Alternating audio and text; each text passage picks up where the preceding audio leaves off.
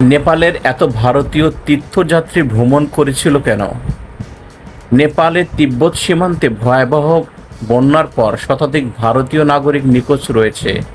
তারা মূলত কৈলাস মানসরোবর যাত্রার অংশ নিতে নেপালের মধ্য দিয়ে তিব্বতের দিকে যাচ্ছিলেন। হিমালয়ের দুর্গম ও ঝুঁকিপূর্ণ পথে এই বার্ষিক তীর্থযাত্রায় প্রতি বছর হাজার হাজার মানুষ অংশ নেন।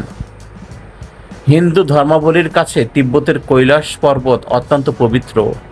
বিশ্বাস অনুযায়ী এটি দেবতা শিবের অবস্থান। একই মাসে মানব সরোবর হিন্দুদের অন্যতম পবিত্র তীর্থস্থান। সেখানে প্রার্থনা ও ধর্মীয় আচরণ পালনের মাধ্যমে আধ্যাত্মিক শুদ্ধতা অর্জনের আকাঙ্ক্ষা নিয়ে ভক্তরা সেখানে যান।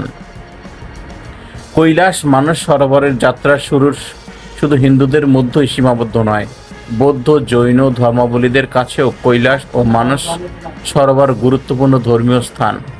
অনেকের কাছে জীবনের অত্যন্ত একবার এই তীর্থস্থান সম্পন্ন করার একটি দীর্ঘদিনের আধ্যাত্মিকতা আকাঙ্ক্ষা।